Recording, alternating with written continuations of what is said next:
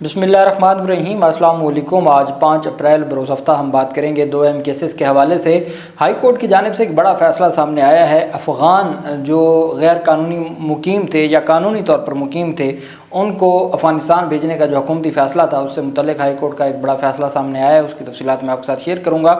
ساتھ میں آپ کو بتاؤں گا کہ پاکستان تحریک انصاف کے کارکنان کی درخواستوں پر آج سماعت ہوئی۔ ریمانڈ کے لیے ان کو پیش کیا گیا تھا۔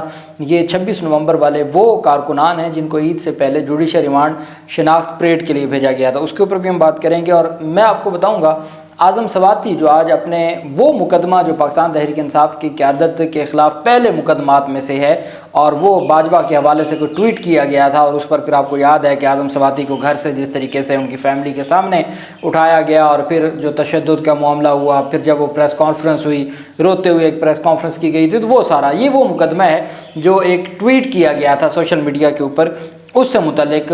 تو اس کیس میں آج جو پیش رفت سامنے آئی ہے اور جو ان کی جانب سے میڈیا سے گفتگو کی گئی ہے، پہلے میں آپ کو کیس کی پیش رفت بتاتا ہوں، اور پھر ان کی جانب سے جو عمران خان سے ملاقات کے بعد گفتگو کی گئی تھی، اور جس پر پھر حماد اظہر نے بھی ریزائن دے دیا۔ اس کے علاوہ بھی پاکستان تحریک انصاف کے لوگوں کی جانب سے بات چیت ہو رہی تھی، اس کا بھی آج جواب دیا ہے اعظم سواتی نے۔ اعظم سواتی کے خلاف متنازع ٹویٹ کیس کی سماعت آج ہوئی ہے، اور ایڈیشنل ڈسٹرکٹ اینڈ سیشن جج محمد افضل مجوکا نے اعظم سواتی کے خلاف متنازع ٹویٹ کیس کی سماعت کی۔ پی ٹی آئی رہنما اپنے وکلاء علی بخاری اور دیگر کے ہمراہ آج عدالت میں پیش ہوئے۔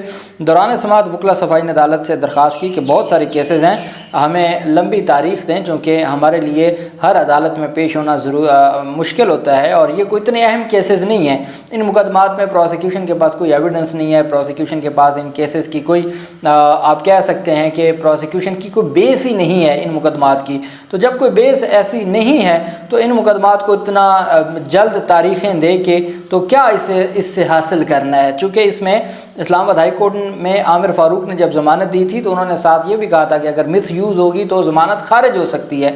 پھر جب جو عرصہ روپوش رہے تھے اعظم سواتی، تو یہ ان کی ضمانت خارج ہو گئی تھی، پھر دوبارہ ضمانت کروائی گئی تھی، چونکہ وہ 2-3 دفعہ، پہلی دفعہ تو ان کو کوئٹہ سے کراچی تک بھی گھمایا گیا تھا، پھر دوسری دفعہ ان کو مختلف مقدمات میں گرفتار کیا گیا تھا، اور پھر ضمانت منظور ہوئی۔ یہ جو اکتوبر میں 5 اکتوبر کو ڈی چوک پر جب علی امین گنڈا پور چائے پینے گئے تھے اور واپس نہیں آئے تھے، تو تب گرفتار کیا تھا، اور پھر بھی کئی مہینوں بعد ان کو رہا کیا گیا تھا۔ تو اب عدالت نے 10 مئی تک ان کی درخواست پر سماعت کی ہے، اور عدالت نے 10 مئی کو فرد جرم عائد کرنے کا، یہ ایف آئی اے کے 2 مقدمات ہیں توہین باجوہ میں، اور 2 مقدمات ہیں، دونوں ایف آئی اے کے مقدمات ہیں، ٹویٹ کرنے کے مقدمات ہیں، اور اس پر اب 10 مئی کو فرد جرم عائد کی جائے گی اعظم سواتی پر۔ اسی طرح شہباز گل کے خلاف جو مقدمہ تھا، اس میں بھی عدالت نے ان کو اشتہاری قرار دے دیا، اور وہ مقدمات بھی وہیں رک گئے تھے۔ جب ملزم پیش نہیں ہوتا تو وہ مقدمات وہیں رک جاتے ہیں، تو چونکہ اس میں فرد جرم عائد نہیں ہوئی تھی، فرد جرم عائد ہو گئی ہو تو پھر وہ ٹرائل آگے بڑھایا جا سکتا ہے، جیسے ٹرائل ان ایبسینشیا کہا مشرف کیس میں ہم نے دیکھا کہ مشرف دبئی میں تھے، ان کے خلاف ٹرائل کو آگے بڑھایا گیا تھا، چونکہ وہ فرد جرم کے وقت موجود تھے اور ان کی موجودگی میں فرد جرم عائد کی گئی تھی۔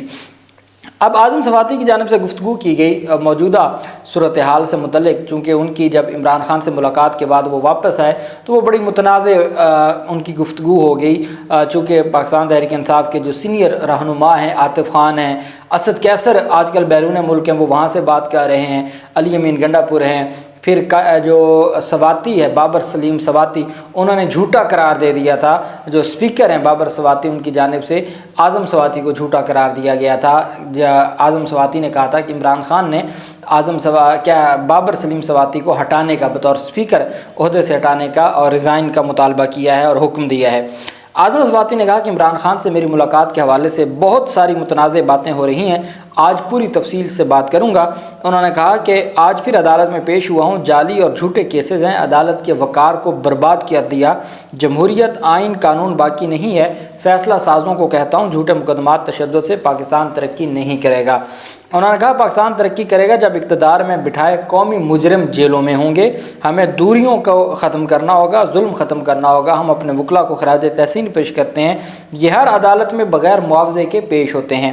ان کا کہنا تھا وکلا آئین اور حق کے لیے کھڑے ہوئے ہیں، عمران خان سے میری ملاقات کے حوالے سے بہت ساری متنازع باتیں ہو رہی ہیں۔ اعظم سواتی نے کہا کہ وزیر اعظم نہیں ٹاؤٹ ہے، فارم 47 والے ٹاؤٹ ہیں، ملک و قوم کے یہ نمائندے نہیں ہیں اور ان کی کوئی قانونی حیثیت نہیں ہے۔ ان کی جانب سے جو بھی بات کی جائے، چونکہ یہ غیر قانونی طریقے سے آئے ہیں تو جو غیر قانونی طریقے سے آئے ان کی کوئی حیثیت نہیں ہوتی۔ اور اعظم سواتی کی جانب سے کہا گیا کہ ہمیں ہر صورت اپنی جو ذمہ داریاں ہیں وہ نبھانی ہوں گی، اور ساتھ انہوں نے کہا کہ میں عمران خان کے ساتھ جو گفتگو ہے اس پر قائم ہوں۔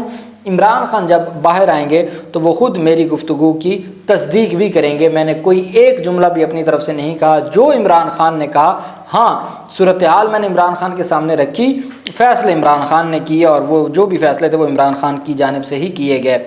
اب پاکستان تحریک انصاف کے جو 26 نومبر کے مقدمات ہیں پاکستان تحریک انصاف کے کارکنان کے خلاف، اس میں سالار کاکڑ ہیں اور باقی بلوچستان میں سے صرف سالار کاکڑ ہیں اور باقی زیادہ تعداد ہے پختون کی، خیبر پختونخوا سے۔ ابھی بھی 6000 سے زائد تھے، اس میں سے کوئی تقریباً 1000 کے قریب ابھی بھی راولپنڈی ڈویژن کی جیلوں میں ہیں اور باقی رہا ہو چکے ہیں۔ ان میں سے 28 وہ تھے جو راولپنڈی کے 31 مقدمات میں ضمانتوں پہ رہا ہو گئے، اور پھر ان کو اسلام آباد پولیس نے گرفتار کیا۔ عدالت نے ان کا 12 دن کا جوڈیشل ریمانڈ دیا شناخت پریڈ کے لیے۔ وہ شناخت پریڈ ہونے کے بعد آج ان کو پیش کیا گیا۔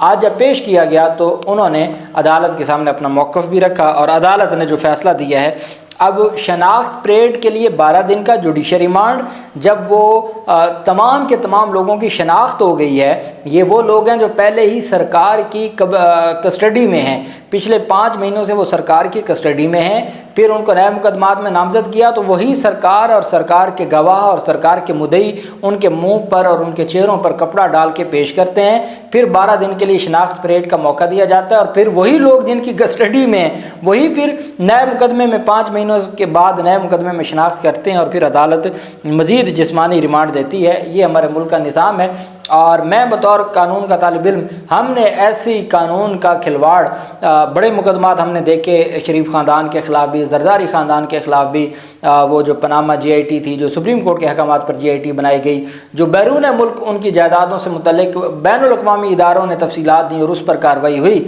لیکن یہ قانون کا کھلواڑ ہم نے کہیں نہیں دیکھا تھا جو اب دیکھنے کو ملتا ہے۔ پی ٹی آئی کے 88 کارکنان کو شناخت پریڈ کے بعد پیش کیا گیا۔ عدالت میں جج طاہر عباس اپرا نے سماعت کی، جہاں پروسیکیوشن نے تمام ملزمان کی شناخت کرانے کے بعد جسمانی ریمانڈ کی استدعا کی۔ 88 کے ملزمان تمام کو شناخت کر لیا گیا ہے، اور ملزمان سے اسلحہ اور دیگر اشیاء برآمد کرنی ہیں جو 5 مہینوں سے سرکار کی کسٹڈی میں ہیں، ان سے اب 5 مہینوں بعد اسلحہ اور دیگر اشیاء برآمد کرنی ہے۔ پی ٹی آئی کارکنان کو 4 روزہ جسمانی ریمانڈ پر پولیس کے حوالے کر دیا۔ 12 دن کا پہلے بھی ریمانڈ، 4 دن کا ریمانڈ جسمانی دے دیا ہے۔ پی ٹی آئی کارکنان پیش ہوئے۔ پی ٹی آئی کارکنان کے خلاف تھانہ کوہسار اور تھانہ ترنول میں مقدمات درج ہیں۔ عدالت نے جو وفاقی حکومت یا سرکار ہے ان کی استدعا پر 4 دن کا مزید جسمانی ریمانڈ دے دیا ہے، اور یہ ایک نظام ہے جو جاری و ساری ہے اور کوئی اس پورے نظام میں پوچھنے والا نہیں ہے۔ دوسری طرف جو ایک بڑی پیشرفت سامنے آئی ہے وہ بلوچستان ہائی کورٹ کا ایک بڑا فیصلہ سامنے آیا ہے۔ خیبر پختونخوا میں اور باقی جو صوبوں میں بلوچستان ہائی کورٹ نے POR جو پرماننٹ ریزیڈنشل جو رہائش کارڈ ہے وہ افغانی جن کے پاس مستقل رہائشی کارڈ ہے ان کو مہاجرین کو واپسی کے لیے وقت دینے کا حکم دے دیا۔ بلوچستان ہائی کورٹ نے POR کارڈ ہولڈر افغان مہاجرین کو واپسی کا وقت دینے کا حکم دے دیا۔ بلوچستان ہائی کورٹ نے نصرت افغانی ایڈوکیٹ کی پٹیشن پر فیصلہ جاری کیا۔ فیصلے کے تحت پروف آف رجسٹریشن کارڈ جو کارڈ ہے ہولڈر مہاجرین کو مزید 3 ماہ کا وقت مل گیا۔ نصرت افغانی ایڈوکیٹ نے عدالت کو بتایا کہ نادرہ کے POR کارڈز کی مدت 30 جون 2025 تک ہے، جو معاہدے کے بعد وفاق کا پریس ریلیز جاری کرنا غیر قانونی ہے۔ جب وہ لوگ جن کے پاس مستقل رہائشی کارڈ ہے جس کی ابھی مدت رہتی ہے جو 30 جون تک مدت ہے، اور یہ جو 3 ممالک کا جو 3 فریقین کا معاہدہ تھا یہ اس کی خلاف ورزی ہے۔ سینئر قانون دان نے کہا کہ UNHCR کے ساتھ معاہدے کے بعد مہاجرین کے انخلاء کے لیے پریس ریلیز کی حیثیت نہیں ہے۔ افغان مہاجرین کے انخلاء سے متعلق کوئی حکومتی حکم نامہ جاری نہیں ہوا۔ خیبر پختونخوا کی پولیس نے خیبر پختونخوا میں غیر قانونی طور پر مقیم افغان باشندوں کی جو میپنگ ہے وہ شروع کر دی ہے، جس سے پتہ لگایا جائے گا کہ کس جگہ جگہ کتنے ہیں، اور 90 سے زیادہ ٹیمیں تشکیل دی گئی ہیں۔ ٹیموں میں پولیس کے اور باقی لوگ بھی ہیں۔ محکمہ داخلہ کے مطابق پنجاب سے 260 افغان باشندوں کو آج طور خم بارڈر سے ڈیپورٹ کیا جائے گا۔